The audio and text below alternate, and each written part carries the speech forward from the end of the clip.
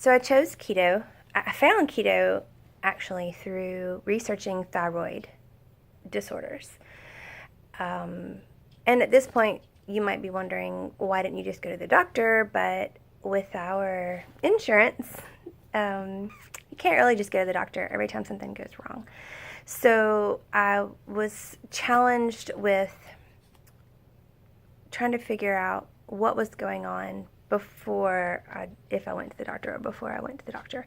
So I thought I had some issues that pointed toward thyroid, and I tried to find in the process of researching thyroid, I came across the keto diet. This was about last fall, maybe last summer, early last fall, and had never heard the word ketogenic before at all. Had no idea what that even meant. And when I read it, I mean, I literally laughed out loud and thought, I do not want to do that. That sounds terrible.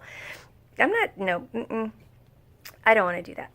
So honestly, though, it never really was far from my thoughts. And even though I made some changes like cutting out some refined carbohydrates and trying to make little changes, nothing in my weight changed. I was still exercising a lot and trying to eat right, but my weight was not budging, and that was problematic for me just because I just not so much hated the way I looked, other than I knew that I could not keep gaining weight, and that's what was happening. And I talked to my doctor about it when I went, and he didn't really have any solutions for me other than cut calories, which I was already thought I was doing. And so I just really didn't know what else to do, but I knew I could not keep gaining weight, which I was, no matter what I did. So when I got this high blood pressure reading, I knew that the first thing I could do was to lose weight and to help my blood pressure. And I had remembered the keto diet. Now, the reason I chose keto over paleo or any other sort of way of eating was because I have known for a really long time that I cannot have sugar or grains. I already knew that that was something that my body did not like, but I did it anyway. I also knew that my body needed dairy. So that is honestly the reason I chose keto over any other way of eating. We have a history in our family of hypoglycemia.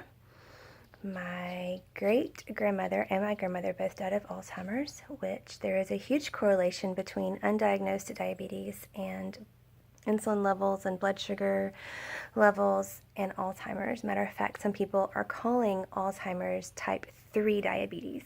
So I knew without a doubt that I had to eliminate sugar from my diet. I also knew that fruits are a trigger for me, although a lot of people will say that natural sugars are not the same as processed sugars.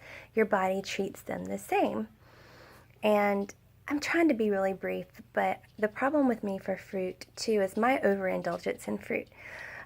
When you look at how people used to eat fruit, it was more of an in-season, what was available to them. The fruits were different, which is a whole nother interesting thing that I've been researching, but it was a big difference than being able to go to the grocery store and purchase a buggy full of fruit, or rather than going out and eating what was locally available to you at a certain time of the year.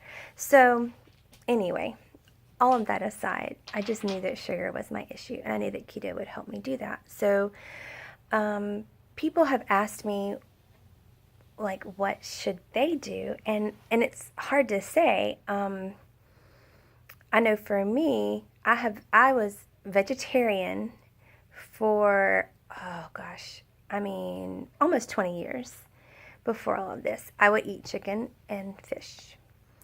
So I'd not eaten red meat at all. Until the past year, I had started to cook it for my family a little because they really liked it.